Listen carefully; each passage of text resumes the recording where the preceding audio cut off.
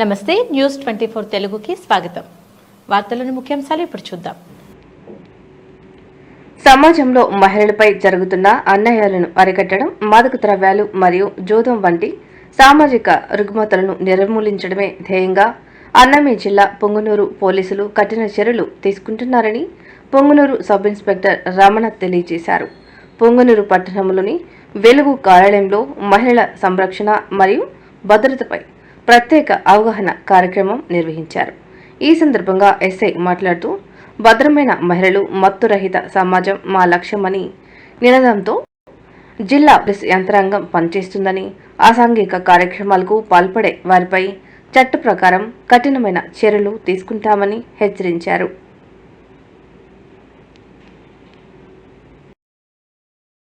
చర్యలు తీసుకోమని చెప్పేసి వాళ్ళకి మాకు ఆర్డర్స్ కూడా పాస్ చేసినారు. ఎవరన్నా కానీ ఎవరైనా 16 ఏళ్లలో పిల్లల్ని ఎవరైనా మైనబారుకు పెళ్లి జరిగినా అలాంటివి జరగకుండా తల్లిదండ్రులు కానీ మాకు కానీ ఐసీడీఎస్ వాళ్ళకి కానీ తెలిపితే మేము కూడా అది ఆపుతాం. అందుకే మహిళలకు ప్రతి ఒక్కటి ఇప్పుడు మీకు కావాల్సినవన్నీ ఈరోజు మహిళా దినోత్సవం సందర్భంగా ఉచిత బస్సు అయితేనేమి, తర్వాత 33% రిజర్వేషన్ అయితేనేమి, గ్యాస్ అయితేనేమి అన్ని ఇచ్చిన దాని వలన శ్రీ నారా చంద్రబాబు నాయుడు ముఖ్యమంత్రి గారు ఈ రోజు అందరూ మీరు ఈ సభకి సార్ మీరందరూ కావున మా పోలీస్ శాఖ నుంచి మీకు ఎలాంటి రక్షణ కావాలన్నా మీకు 112 ఫోన్ చేస్తే 10 నిమిషాల లోపల మా పోలీసులు మీ ఇంటి దగ్గరికి వస్తారు. భర్తలు ఎవరైనా కానీ వేధిస్తా అంటే కూడా, ఎవరైనా తాగి రాత్రిపూట్ల కానీ సతాయిస్తా అంటే కానీ మీరు చెప్పచ్చు. ఎవరన్నా వరకట్నాలు ఎక్కువ అడిగినా కూడా కట్నాలు వేధిస్తున్నారు, మా బిడ్డని చిన్నాము వరకట్నము బంగారు మళ్ళీ అడుగుతున్నారు, మేము చాలా బీదవాళ్ళము ఇవ్వలేమనంటే మీరు చక్కగా ఎవరిని ఆశ్రయం చేసుకోకుండా మా దగ్గరకు వచ్చి కంప్లైంట్ ఇవ్వచ్చు.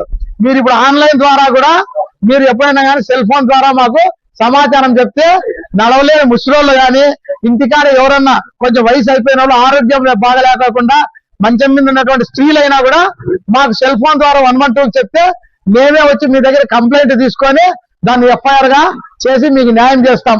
ఇప్పుడు గవర్నమెంట్ లో 33% రిజర్వేషన్ కోసం ఇప్పుడు మీరు ఎట్లా పాలాభిషేకం చేసి సంతోషంలో మీరు ఎలా చేశారో గవర్నమెంట్ కి పోలీసు కూడా రక్షణ శాఖ ఎప్పుడు మీకు వెన్ను తట్టి ఉంటుంది.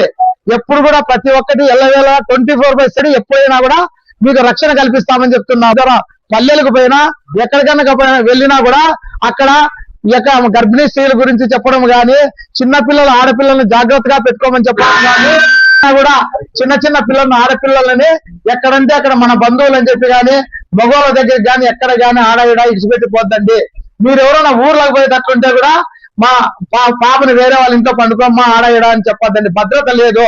అందుకోసమని పోలీసు రక్షణ కల్పించాలి. కాబట్టి మీరు ఎవరైనా కానీ తల్లి తండ్రి మీ యొక్క పిల్లలను రక్షణ కల్పించాల్సిందే తెలుపుతున్నాము.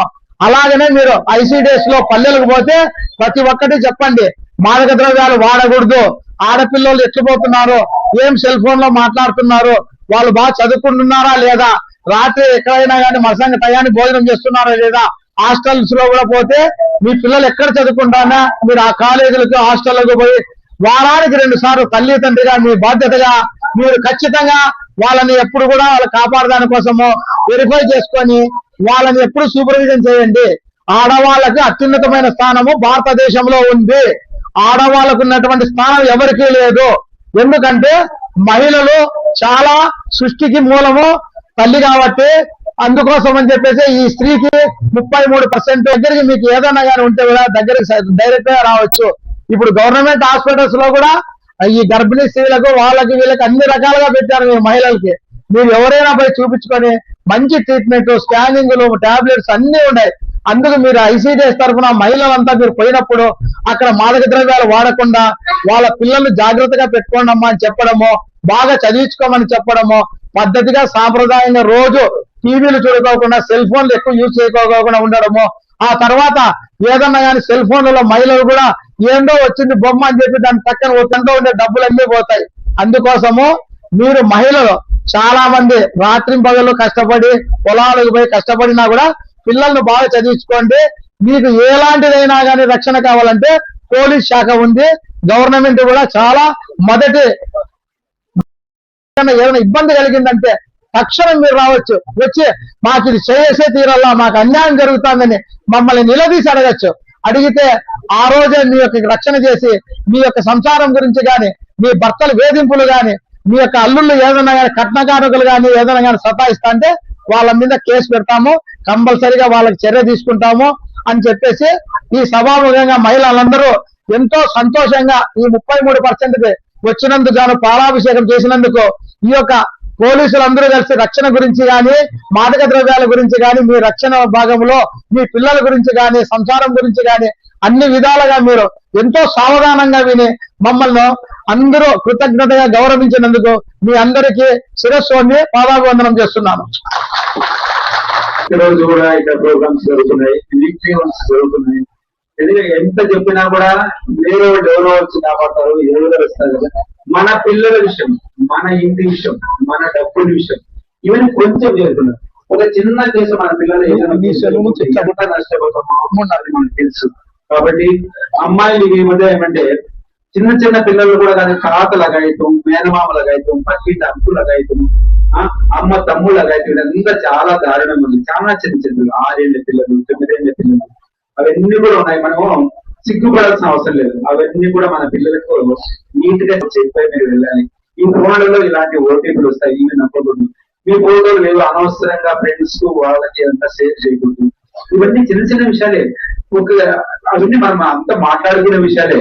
అర్థమైందా? మన పిల్లలు చెప్పుకోవడము, మన మనవరాళ్ళు ఉంటారు, మనవరాళ్ళు చెప్పుకోవడం, ఆ డబ్బుల విషయం కూడా ఏమేమి నష్టపోతుంటారు, వేరే వాళ్ళు ఇబ్బంది పడినా ఆ ఇబ్బంది ఇలా వస్తుంది అనేసి మనం ముందు జాగ్రత్తగా మనం ఉండి ఈ విధంగా ఉంటున్నాం. ఏ చిన్న సహజంలో ప్రతి ఒక్కటి నీట్ గా మీకు అందరికీ అర్థమయ్యే విధంగా మన ఎస్ఎస్ఆర్ చెప్పండి. కాబట్టి దాన్ని మీరు ఉపయోగించుకుంటారని మీ అందరికీ మా మాటలు ఉదయపడుతున్న ధన్యవాదాలు చెప్తున్నాను. అందుకే నమస్కారం. మీకు 33% రిజర్వేషన్ ఎందుకు ఇచ్చినారు? మీరు చదువుకొని ప్రతి రంగంలోనూ మీరు వచ్చి రాణించాలని చెప్పి 33% ఇచ్చినారు. దాన్ని మీరు బాగా యూజ్ చేసుకుంటారని కోరుకుంటున్నాను. అండ్ మీ ఇంట్లో పిల్లలు ఉన్నారు, వాళ్ళు సెల్లో ఏం చేస్తున్నారు ఏమి అని గమనించుకోవాల్సిన బాధ్యత మీకుంది. ఈ మధ్య తల్లిదండ్రులు ఏం పట్టించుకోవట్లేదు దాని గురించి. క్లాసులు ఉన్నాయి, ఆన్లైన్ క్లాస్ చూసుకుంటున్నారు అని చెప్పి వదిలేస్తున్నారు. కొంచెం దాని గురించి శ్రద్ధ తీసుకోండి మా. తర్వాత ఈ మధ్య బాగా చిన్నపిల్లల పైన అగత్యాలు ఎక్కువ అయిపోయినాయి. మా స్టేషన్లకి ఎక్కువ ఆకేజ్గా వస్తున్నాయి. కాబట్టి ఆడపిల్లలు ఉండే వాళ్ళు ఖచ్చితంగా ఆ అమ్మాయి ఎక్కడ పోతుంది, ఏం చేస్తుంది అని గమనించుకోండి. ఏమన్నా అవసరం ఉంటే 112 కాల్ చేయండి, మేము ఎప్పుడు మీ సేవలో ఉంటాం. Thank you. ఇంట్లో ఉన్న డబ్బులు కూడా రైస్ చేసి ఎక్కువ అప్పు అయిపోయి సూసైడ్ చేసుకునే పరిస్థితులు కూడా వస్తున్నాయి. కాబట్టి మీరు పిల్లలు కూడా సరే మొబైల్ ఎప్పుడు చూస్తారు ఆన్లైన్ బెట్టింగ్ ఆడేవాడు, అదేమంటే యాప్స్ ఉంటాయి చూడండి. వీడు వేసిన డబ్బుకి ఫస్ట్ లో మనం చేపం పెట్టలేదు అదే ఎట్లా ఉంటామో 60,000 ఇస్తాడు, 10,000 ఇచ్చేస్తాడు, 50,000 వాడక తెస్తాడు. అయితే చాలా మంది లాస్ అయ్యి చాలా మంది ప్రాణంలో కోల్పోతున్నారు. అలాంటిది మీరు ఒకసారి మీ పిల్లలకి మీ బంధాలకి చూసుకోవాలని చెప్పి అలాంటి పిల్లలు చూసుకోండి. అదేవిధంగా మీరు బయట సింగిల్ గా వెళ్ళేటప్పుడు ఈ చైన్ స్నాచింగ్ జరుగుతా ఉంటాయి. సింగిల్ గా బయట మీ చైన్ పైన అట్లా చుట్టుకొని వెళ్తే వేరే వాడు వచ్చి మీకు చైన్ ఉందా లేదా మనకి కనిపిస్తుంది, ట్రై చేయండి. సో అది కొంచెం మిక్స్ అయిపోతుంది. అదేవిధంగా బస్ లో వెళ్తా ఉంటాం కూర్చొని, మనలాగే మీలాగే నేర్చుకుంటున్నారు, మీతో మంచిగా మాట్లాడతారు, అక్కడ చైన్ కూడా కొట్టేస్తుంటారు. ఈ మధ్య చాలా కేసులు వచ్చినా ట్రైన్ చేస్తాం పంపించాం. అది కూడా మీరు గమనించాలి. అపరిచితులు పరిచయం లేని వ్యక్తి పక్కన కూర్చుంటే మాట్లాడుతుంటాయి. ముఖ్యంగా ఏం చేస్తారంటే ఆడవాళ్ళు పనికి పోయేటప్పుడు బియ్యాలు వేస్తాం, పైన పెడతాం లేదా బాత్రూమ్ లో పెడతాం. ఇది పెట్టడం వల్ల ఏం చేస్తారు, ఈ ఆన్లైన్ బెట్టింగ్, ఈ బ్యాక్ ఆట ఆడే వాళ్ళు చూసుకో ఉంటారు. మన పక్క వాళ్ళే పక్క వాళ్ళు కూడా చూసుకొని ఏం చేస్తారంటే వీళ్ళు ఎప్పుడు పనికి పోతారు అన్ని గమనిస్తారు.